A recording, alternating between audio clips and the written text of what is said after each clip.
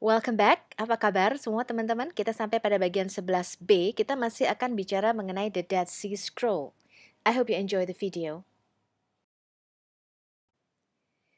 Oke, kemarin kita sudah membahas penemuan di daerah Qumran. Ya, sekarang kita akan ke selatan, yaitu ke Wadi Murabbaat. Ya, penemuan di Wadi Murabbaat. Wadi Murabbaat itu juga dikenal sebagai Nahal Darga.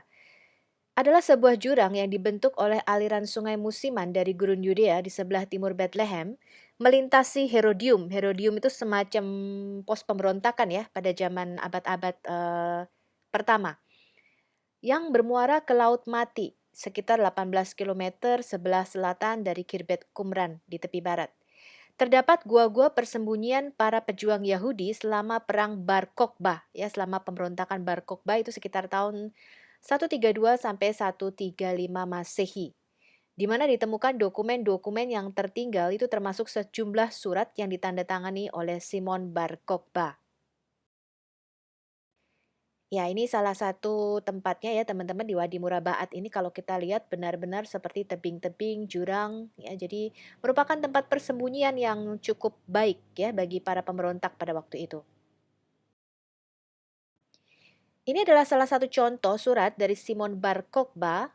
Ya, Simon Bar Kokhba itu nama aslinya adalah Simon ben Kosebah. Ya, Simon anaknya Kosebah. Tetapi orang-orang kemudian menggantinya menjadi Bar Kokhba atau anak bintang dan mengangkatnya sebagai Mesias pada waktu itu. Ya, yang akan membebaskan Israel atau Yahudi dari penjajahan Romawi. Ya, mereka berharap Simon Bar Kokhba ini adalah Mesias mereka. Diketemukan sepucuk surat dari Simon Bar Kokhba itu kepada Yeshua bin Galgola, komandan militer benteng yang disebut Herodium, yang terletak di antara Wadi Murabaat dan Yerusalem. Surat yang memuat nama asli Bar Kokhba. Ya, surat ini pertama kali diterjemahkan oleh John Allegro ke dalam bahasa Inggris. Suratnya singkat teman-teman, ya seperti ini suratnya. Simon ben Kosebah kepada Yeshua ben Galgola dan orang-orang yang bersamamu. Shalom katanya, ya. Aku memanggil langit untuk bersaksi terhadapku. Jika salah satu dari orang Galilea yang engkau lindungi atau serahkan menyebabkan masalah, aku akan memasang rantai pada kakimu sebagaimana yang kulakukan terhadap Ben Aplul katanya. Tertanda Simon ben Kosebah. Ya, ini seorang pemimpin yang luar biasa ya teman-teman. Suratnya singkat, ya nadanya tegas tapi bernada mengancam gitu ya. Nah, ini yang tadi disebut dengan Herodium atau Herodion dalam bahasa Yunani kuno. Orang Arab menyebutnya Jabal al-Fraudes ya atau Bukit Firdaus. Ini adalah suatu bukit berbentuk kerucut terpotong terletak 12 km di sebelah selatan Yerusalem dan sekitar 5 km di sebelah tenggara Bethlehem di gurun Yudea tepi barat Israel.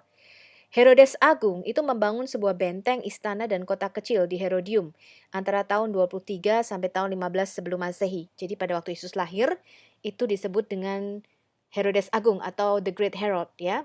Pada waktu Yohanes Pembaptis itu dipenggal kepalanya, Herodes yang berkuasa pada waktu itu adalah Herodes Antipas.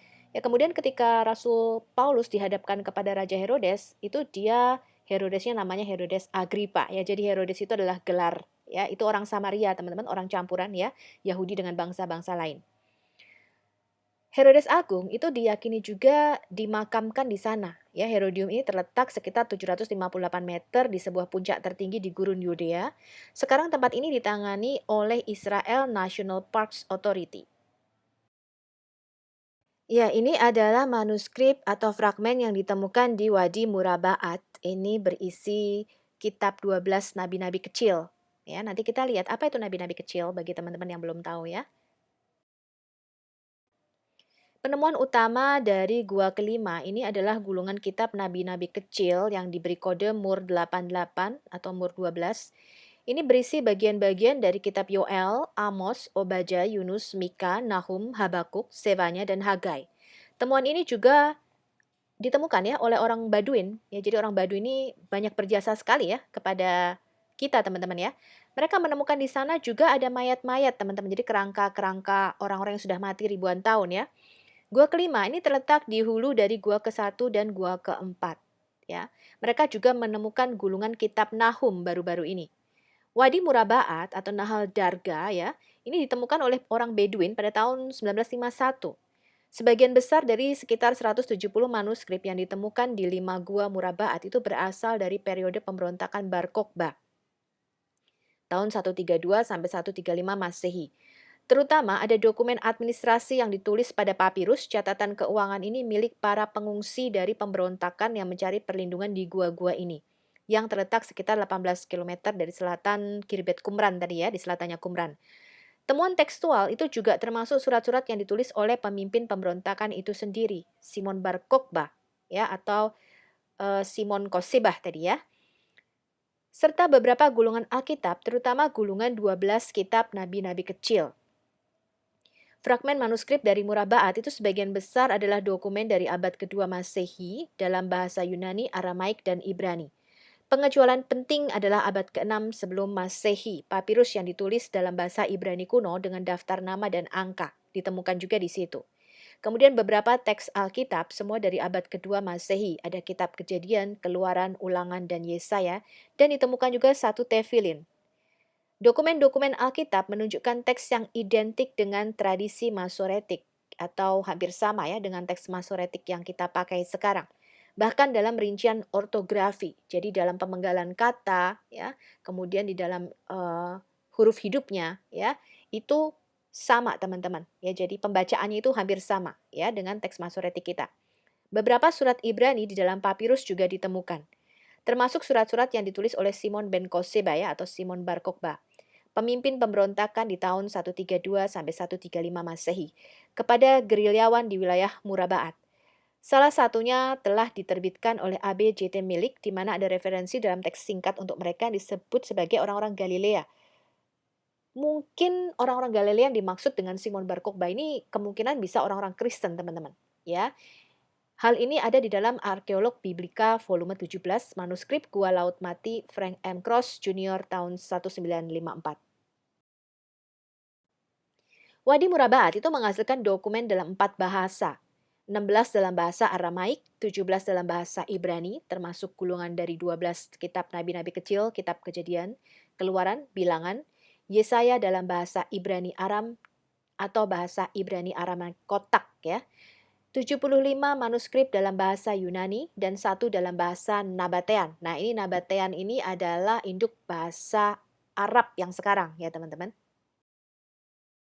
Ada 5 gulungan penting yang ditemukan di Wadi Murabaat. Yang pertama itu adalah fragmen dari kitab Kejadian, Keluaran, Bilangan ya. Mungkin ini berasal dari gulungan yang sama. Teks ini hampir identik dengan teks Masoretik yang kita pegang sekarang ya. Fragmennya itu ada dalam Kejadian 32, kemudian Kejadian 30, Kejadian 33 ya. Kemudian Kejadian 34, Kejadian 30 sampai 35 itu ditemukan di sini. Kemudian fragmen dari kitab Keluaran, itu Keluaran 4, Keluaran 5, dan Keluaran 6 juga masih bisa dibaca ya. Kemudian fragmen dari kitab Bilangan, yaitu Bilangan 34 dan Bilangan 36. Kemudian gulungan kedua itu dari kitab Ulangan, Ulangan 10, Ulangan 11, Ulangan 12, Ulangan 14 ya. Kemudian teks ini ketika kita cocokkan itu sesuai dengan teks Masoretik atau Alkitab yang kita pegang sekarang ya.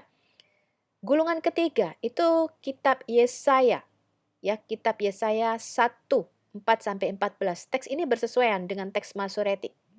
Gulungan keempat ya, itu kita temukan kitab nabi-nabi kecil, Yoel ya, Yoel 2, 26 ya. Kemudian kitab Amos, di situ juga ditemukan kitab Obadya ya, Nabi Yunus, Mika ya, Nahum, Habakuk, Zefanya, Hagai, dan kitab Nabi Zakaria. Gulungan kitab nabi-nabi kecil sejauh ini merupakan manuskrip yang paling terpelihara dan paling penting yang ditemukan di Murabaat. Teksnya hampir identik dengan teks Masoretik. Bacaan ketip, misalnya bacaan teks yang bertentangan dengan bacaan di margin Masoretik teks di Obadya 11 dan Habakuk 3 ayat 14 itu didukung di sini. Jadi teks Masoretik itu ada catatan kakinya teman-teman. Jadi mereka tidak berani mengubah. Misalnya udah salah nyalin gitu ya, ada huruf yang salah misalnya. Karena hurufnya kan huruf mati semua. Kalau dibaca, itu para masorah pada waktu itu mengatakan bahwa ini kayaknya bacaannya bukan ini deh. Nah, mereka kasih catatan kaki yang disebut ketip, ya, bacaannya di pinggirnya. Mereka suggest atau mereka menyarankan bacanya tuh harusnya ini. Nah, ketika ditemukan the Dead Sea Scroll, ini menguatkan teman-teman bahwa memang betul, yang betul bacaannya ini gitu loh. Ya, seperti catatan kaki para masorah ini. Gulungan kelima, itu ditemukan kitab Kejadian, Kejadian 33. Sekarang kita ke selatan lagi ya, penemuan di Wadi Sedeir. Wadi Sedeir ini disebut juga dengan En-Gedi. Jadi Nabi Daud itu pernah bersembunyi di En-Gedi ini teman-teman. Di 1 Samuel 24 ayat 1, ketika Saul pulang sesudah memburu orang Filistin itu, diberitahukannya lah kepadanya demikian. Ketahuilah Daud ada di padang gurun En-Gedi. Kemudian Saul mengambil 3.000 orang yang terpilih dari seluruh orang Israel, lalu pergi mencari Daud dan orang-orangnya di gunung batu kambing hutan. Ya, nama En-Gedi itu terdiri dari dua kata Ibrani. En artinya mata air dan Gedi artinya anak kambing. Jadi En-Gedi bermakna mata air anak kambing. Dalam bahasa Arab, kata ain atau ain juga berarti mata air. Ya, demikian pula kata Gedi atau jadi berarti anak kambing. Nah, ini adalah air terjun Daud di En-Gedi namanya teman-teman. Ya. Di dalam Alkitab Ibrani Perjanjian Lama dicatat bahwa En-Gedi itu sama dengan Hazazon Tamar, di mana tentara Moab dan Amon berkumpul untuk memerangi Raja Yosafat dari kerajaan Yehuda. Pada Hazazon Tamar disebut sebagai suatu kotanya orang Amori, ya, dihancurkan oleh Kedor Laomer dalam peperangannya melawan kota-kota di tanah datar. Kemudian di Yosua 15 ayat 62, En-Gedi ini terhitung dalam kota-kota sebagai milik pusaka Bani Yehuda. Ya, jadi diberikan Yosua kepada suku Yehuda. Makanya Daud lari ke sana, ya, karena Daud itu dari suku Yehuda. Di padang gurun Bet Araba, ya. Tetapi di Yeskiel 47 ayat 10 menunjukkan juga bahwa tempat itu juga merupakan kota nelayan. Jadi En-Gedi ini bagus bagus banget teman-teman. Ya, ada kebun-kebunnya, bagus sekali, ada taman-tamannya ya. Pada suatu ketika, Daud itu bersembunyi di padang gurun En-Gedi ini. Sementara Raja Saul mencarinya, kemudian Raja Saul itu masuk ke gua untuk buang hajat gitu ya teman-teman ya. Kemudian Raja Daud itu memotong pucuk ya, jumbai jubahnya katakan gitu ya. Supaya menyatakan bahwa aku tuh tidak mau membunuh Saul karena Saul tuh terus mengejar-ngejar Daud ya. Nah, Raja Saul itu mencari Daud ya sekalipun di antara batu-batu karang yang tajam yang hanya dapat dicapai oleh kambing liar katanya ya. Kitab Shir Hashirim, Kitab Kidung Agung 1 ayat 14 itu menyebutkan kebun-kebun anggur En-Gedi. Ya, jadi ini tempat yang subur ya teman-teman ya, suatu oasis di padang gurun. Kemudian ada satu kitab apokrifa yaitu Yesus bin Sirak atau Ecclesiasticus 24 ayat 18. Ini kitab Deuterokanonika yang ada di dalam kitab Katolik sekarang ya. Itu menyatakan demikian, aku ditinggikan seperti pohon palem di Cades katanya. Ya, ini juga dapat dipahami sebagai pohon-pohon palem di En-Gedi. Ini salah satu fragmen yang ditemukan di Wadi Sedeir atau En-Gedi, yaitu Kejadian 35 ya, sampai Kejadian 36 teman-teman.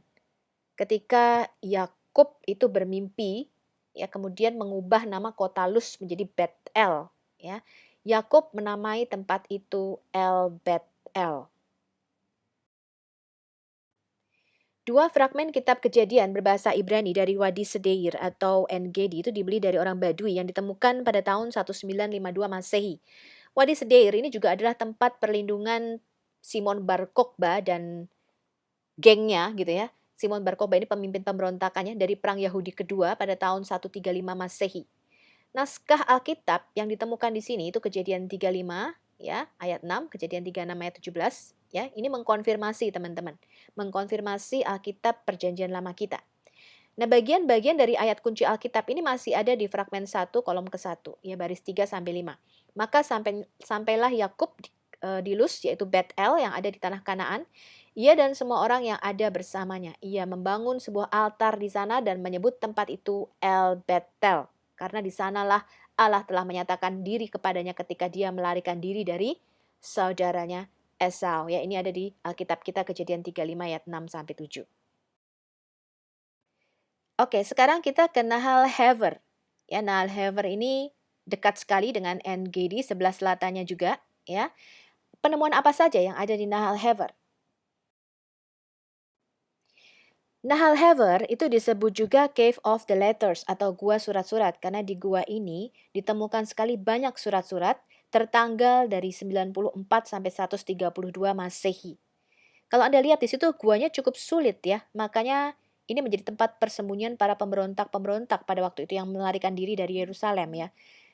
Cukup sulit tuh teman-teman Anda lihat tuh, harus pakai tali naiknya ya. Nah, di sini ditemukan termasuk 3 arsip sebuah cangkang kulit berisi 15 surat dalam bahasa Ibrani, Aramaik, dan Yunani. Sebagian besar dikirim oleh Simon Bar Kokhba, pemimpin pemberontakan Bar Kokhba. Ada paket yang terbungkus itu disimpan di dalam dompet kulit. Jadi mereka sudah punya dompet kulit pada waktu itu ya, berisi 35 catatan keuangan pribadi milik seorang wanita yang bernama Babata.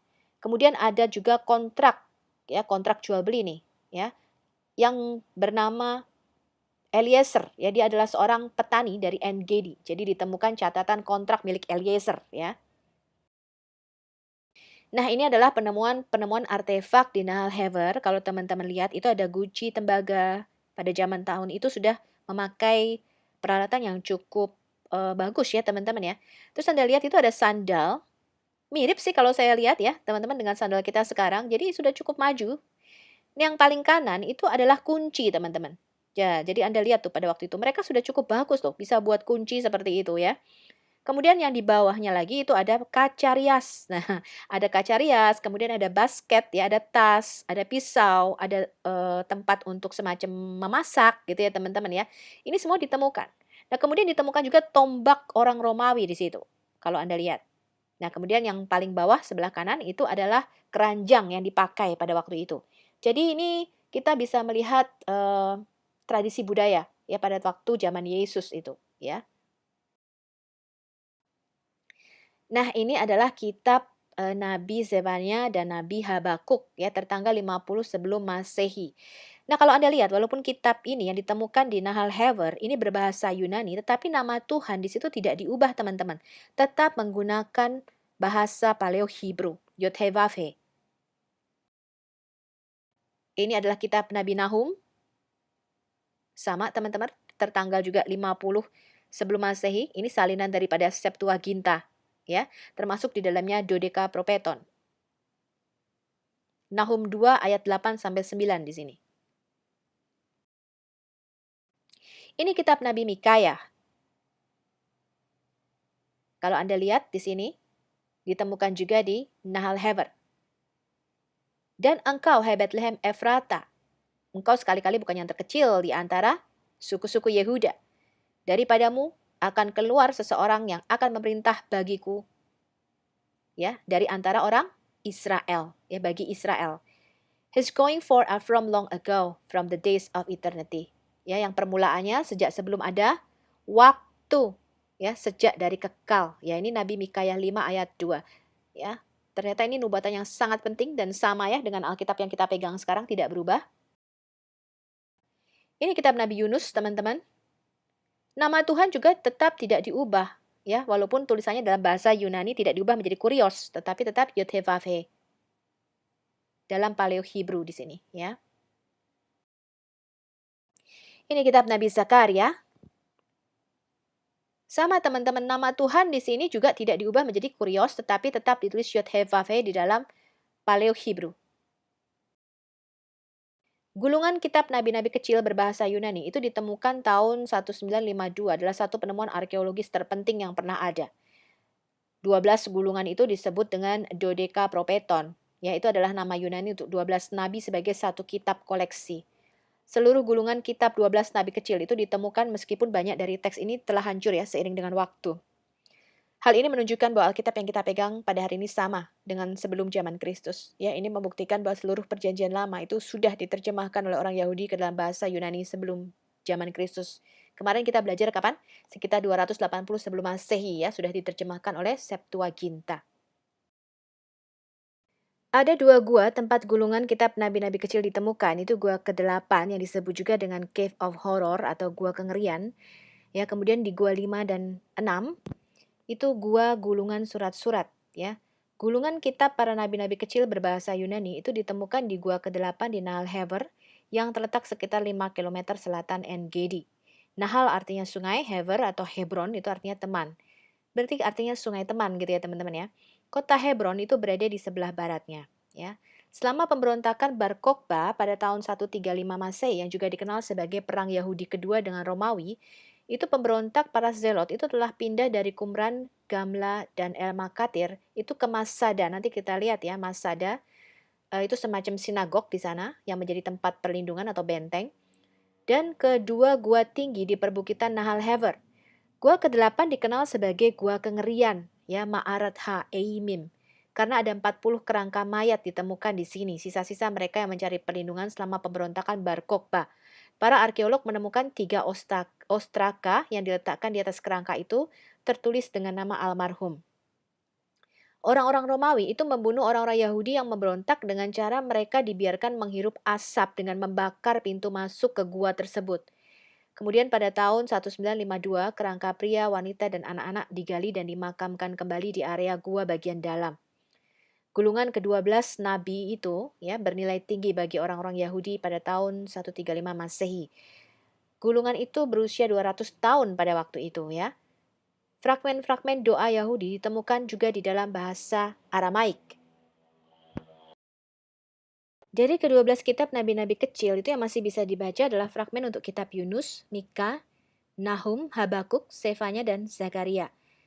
Berikut ini adalah bagian-bagian teks yang bertahan dan dapat dibaca hari ini. Sisanya hilang ya karena kerusakan dan pembusukan selama kurang lebih 2100 tahun. Nah itu dari Yunus 1 kalau Anda lihat ya, kemudian Yunus 7, Yunus 3, 4, 5, ya Mika 1, Mika 2, Mika 3, Mika 4, Mika 5 masih bisa dibaca ya. Nahum 1, Nahum 2, kemudian 13 sampai 14, ya itu masih bisa dibaca. Habakuk juga demikian teman-teman, di situ Anda lihat kitab Sefanya, kitab Zakaria, ya. Yang lainnya sudah rusak ya teman-teman, tidak bisa lagi dibaca. Nah, kitab-kitab yang masih bisa dibaca ini kita bandingkan dengan teks Masoretik, ternyata identik ya. Nah, semua gulungan kitab tadi tuh hampir identik dengan teks modern kita di dalam Alkitab yang kita pegang hari ini, tetapi perbedaan kecil memang ada. Jadi mereka memperbaiki penerjemahan dari bahasa Ibrani ke Yunani. Ya, sebagian besar perbedaan ini dapat dijelaskan oleh para penterjemah asli. Mereka itu mencoba menerjemahkan dari bahasa Ibrani ke bahasa Yunani yang tepat seperti apa gitu teman-teman. Misalnya nih kata-kata Alkitab kita, kalau orang zaman dulu misalnya pakai OE, kalau sekarang kan tidak lagi gitu ya, pakainya U gitu ya. Kemudian misalnya kalau orang zaman dulu itu pakainya misalnya menjatakan pakai J. Nah kan diperbaiki sekarang menjadi menyatakan. Nah sama seperti bahasa itu kita juga berkembang teman-teman. Demikian juga mereka ya. Jadi mereka memperbaiki kata-kata yang tepat untuk diterjemahkan ke dalam bahasa Yunani ini kira-kira apa supaya terjemahnya itu tepat gitu ya. Nah yang paling menarik adalah bahwa teks naskah Laut Mati ini kadang-kadang setuju dengan terjemahan Septuaginta LXX dan Masoretik. Tetapi di dalam kasus lain juga bisa berbeda dari keduanya. Sedangkan dalam kasus lain itu setuju dengan Septuaginta LXX tetapi tidak setuju dengan teks Masoretik dan sebaliknya. Nah, jadi memang ada variasi-variasi teks, tetapi pada akhirnya kalimatnya itu mengatakan hal yang sama. Ya, kemarin kita sudah baca sedikit ya teman-teman ya. Gulungan tulisan suci berbahasa Yunani yang ditemukan di Gua ke-8 ini adalah gulungan terpanjang yang pernah ditemukan di Israel, panjangnya sekitar 10 meter. Saat ini disimpan di Museum Rockefeller di Yerusalem ya. Kita bisa mengidentifikasi bahwa ada 2 orang lelaki berbeda yang menulis seluruh gulungan itu. Kita tahu ini dari grafologi gaya tekstual. Jadi orang yang ahli grafologi atau tulisan tangan itu menunjukkan ada 2 tangan yang berbeda melalui analisis tulisan tangan. Ditulis pada velum atau kulit binatang dengan tinta karbon. Kemudian banyak kulit sapi itu disambung ya untuk membuat gulungan sepanjang 10 meter, tingginya 35 cm. Gulungan ini dalam bahasa Yunani merupakan salinan dari huruf Paleo-Hebrew di mana mereka menulis nama Tuhan Yahweh atau Yod-Heh-Vav-He itu dalam alfabet Ibrani yang punah. Ya, yang sudah punah. Waktu itu mereka sudah nggak pakai lagi Paleo-Hebrew. Dokumen lain yang ditemukan pada saat yang sama itu akan menggunakan 4 tanda bintang, jadi tidak ditulis. Jadi kalau mereka ketemu nama Yod-Heh-Vav-Heh atau nama Tuhan, itu tidak ditulis teman-teman, tapi dikasih bintang 4. Ya, ini sebagai pengganti nomina sakra atau nama kudus. Jadi nama Tuhannya tidak ditulis. Dalam gua kumpulan surat-surat, ya, ditemukan juga surat-surat yang berasal dari tahun 94 sampai 132 Masehi tadi ya, termasuk 3 koleksi. Jadi sebuah cangkang kulit berisi 15 surat dalam bahasa Ibrani, Aramaik, dan Yunani. Sebagian besar memang dikirim oleh Simon Bar Kokhba, pemimpin pemberontakan Bar Kokhba. Ya, paket itu terbungkus ya, disimpan di dalam dompet kulit berisi juga catatan keuangan pribadi ya, milik seorang wanita bernama Babata, kemudian 5 kontrak yang tadi kita sudah bicarakan ya, milik Eleazar ben Samuel, seorang petani dari En-Gedi. 4 bahasa digunakan pada naskah di gua ini, Yunani, Ibrani, Nabatean, Aramaik. Ya berarti Tuhan kita itu ternyata kaya ya teman-teman, bisa bicara dalam berbagai bahasa. Dari catatan khusus adalah bahwa semua naskah tulisan suci dalam bahasa Aramaik juga dikenal sebagai bahasa Ibrani kotak. Ini adalah bahasa yang berbeda dari Paleo Hebrew dan Ibrani modern sekarang ini.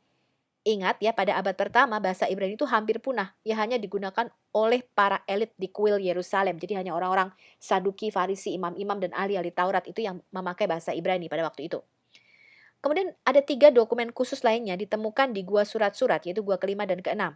Ada kontrak pernikahan di situ ditemukan ya. Seorang wanita bernama Babata yang menikah kemudian dan bercerai menjanda 2 kali, itu memiliki kontrak pernikahan ya yang dimilikinya, itu ditemukan di gua kelima keenam.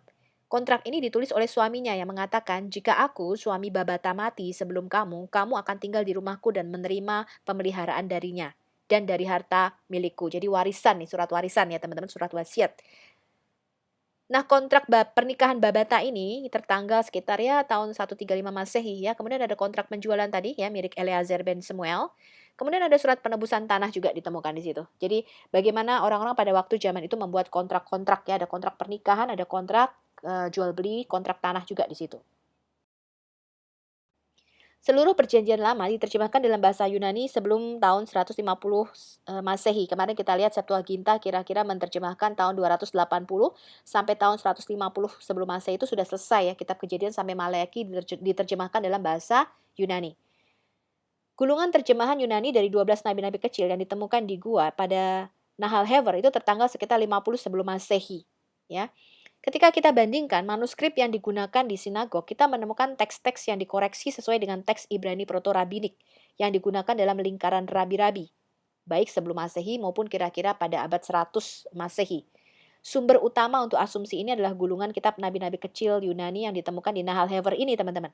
Ya, yang tertanggal secara paleografis itu hingga akhir abad pertama sebelum Masehi, yaitu 50 tahun ya sebelum Masehi. Gulungan Yunani ini direvisi sesuai dengan teks Ibrani Proto-Rabinik bersama-sama dengan bagian lain dari Alkitab Yunani. Semuanya ini direvisi, kita sebut namanya revisi Kaige. Ya, revisi Kaige itu adalah kelompok revisi yang merevisi kitab terjemahan Septuaginta ya, yang dibuat untuk menyelaraskan terjemahannya dengan bahasa Ibrani Proto-Masoretik. Nama Kaige itu berasal dari penggunaan revisi Koine Yunani ya. Kaige gitu ya, Koine Yunani ya. Nah, terjemahan ini sangat penting teman-teman, revisi ini ya. Karena revisi ini menjadi induk atau bahan ya, prototype ya untuk revisi-revisi selanjutnya yang ditulis oleh atau diterjemahkan oleh Aquila, Symmachus, kemudian Theodosion ya. Nah, mereka memakai terjemahan ini teman-teman. Yang berasal asal usulnya adalah dari Septuaginta LXX ya. Revisi Kaige ini pertama kali diamati oleh Dominic Bartolomei ya dalam gulungan nabi-nabi kecil Yunani yang ditemukan di Nahal Hever ini. Fakta bahwa gulungan kitab nabi-nabi kecil berbahasa Yunani itu ditemukan di antara sisa-sisa pengikut Bar Kokhba. Ini menyiratkan bahwa teks Yunani ini adalah permulaan manuskrip yang dimiliki oleh para nabi.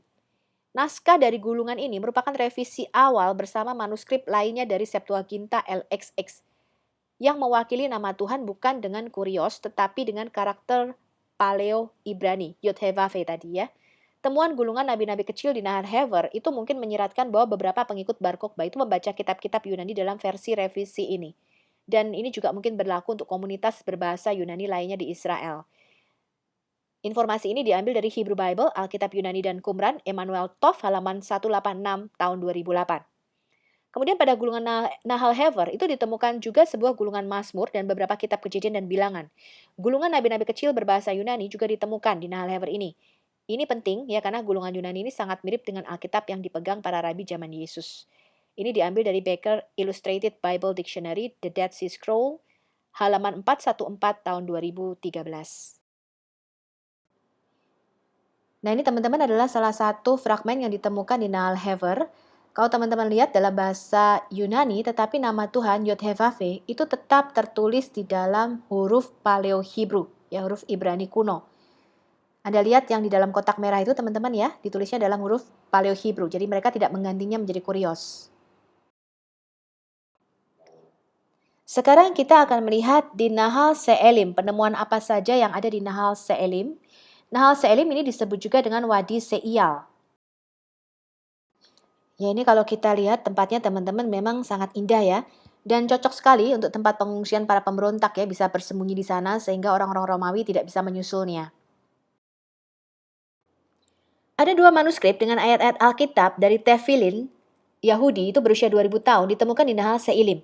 Penemuan dua manuskrip Alkitab yang luar biasa ini berasal dari kitab Keluaran 13 ayat 2-10 dan Keluaran 13 ayat 11-16. Tulisannya sangat kecil teman-teman. Fragmen A itu diidentifikasikan sebagai Keluaran 13 ayat 2-10 dalam tulisan yang sangat kecil. Bunyinya demikian. Kuduskanlah bagiku setiap anak sulung dari setiap rahim di antara anak-anak Israel, baik manusia maupun binatang itu adalah milikku. Musa berkata kepada orang-orang Israel, ingatlah hari ini di mana kamu keluar dari Mesir, dari rumah perbudakan. Karena dengan tangan yang kuat, Tuhan membawa kamu keluar dari tempat ini, dan tidak ada ragi yang akan dimakan. Pada hari ini di bulan Abib, kamu akan pergi. Itu akan terjadi ketika Tuhan membawamu ke tanah orang Kanaan, orang Het, orang Amori, orang Hewi, dan orang Yebus, yang dia bersumpah kepada nenek moyangmu untuk memberikannya kepada kamu. Sebuah negeri yang mengalir susu dan madunya. Dan kamu harus menjalankan ritual Paskah ini ya, setiap bulan Abib.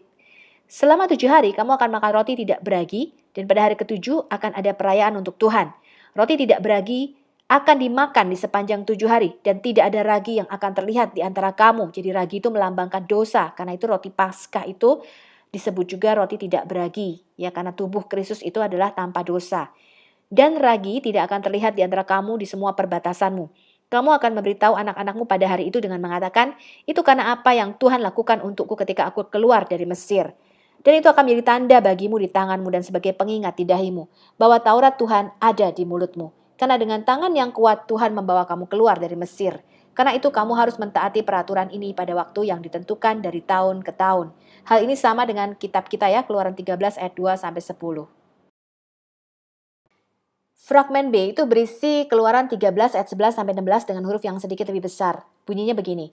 Sekarang ketika Tuhan membawamu ke tanah orang Kanaan, ketika dia bersumpah padamu dan kepada leluhurmu, dan memberikan tanah itu kepadamu, kamu akan mengabdikan kepada Tuhan keturunan pertama dari setiap rahim, dan keturunan pertama dari setiap rahim binatang yang kamu miliki, jantan milik Tuhan.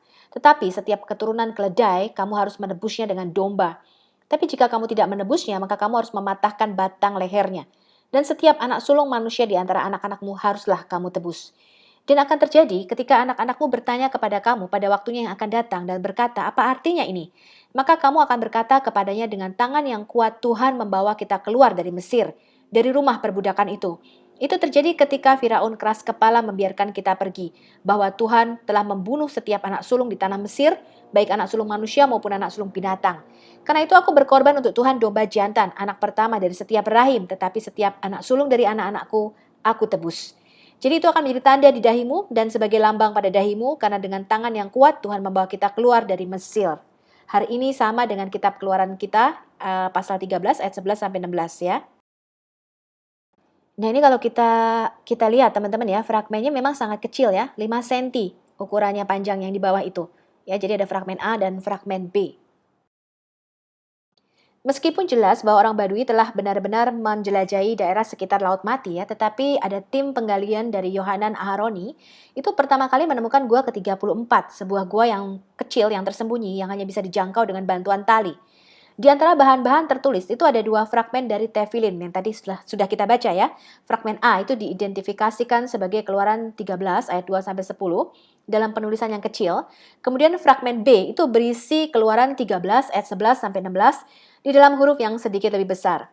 Hal ini tercatat di dalam Aharoni Ekspedisi B halaman 2223. Dia juga menemukan sebuah gulungan kulit yang memperlihatkan surat-surat berbahasa Ibrani dan potongan-potongan papirus berbahasa Yunani. Gua ke-34 itu menyimpan satu-satunya bahan tertulis yang tentu saja datangnya dari Nahal Se'ilim. Nahal Se'ilim atau Wadi Se'ial itu sekitar 13 km dari En-Gedi dan 4 km dari Masada. Di sini pada tahun 1960, ekspedisi Yohanan Aharoni menemukan beberapa manuskrip fragmen di gua gulungan-gulungan kitab ya. Gua yang telah berfungsi sebagai tempat perlindungan bagi para prajurit Bar Kokhba. 2 perkamen Tefilin ditemukan. Ya, salah satunya memiliki teks Ibrani Keluaran 13 ayat 2 sampai 10 tadi yang identik dengan teks Ibrani yang mendasari Septuaginta LXX. Ada juga papirus Yunani dengan daftar nama-nama. Terima kasih teman-teman Anda sudah mengikuti video 11B. Kita jumpa lagi di video 11C. Semoga teman-teman semua suka dan mendapatkan informasi dari video-video yang kita sharingkan. Seperti biasa, ayat hafalan kita kali ini adalah Yohanes 6 ayat 63. Kata Yesus, firman yang kukatakan kepadamu adalah roh dan kehidupan.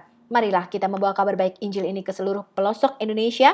Indonesia pasti akan diselamatkan dan Tuhan akan mencurahkan Roh Kudus-Nya atas bangsa ini. Amin. Sampai jumpa.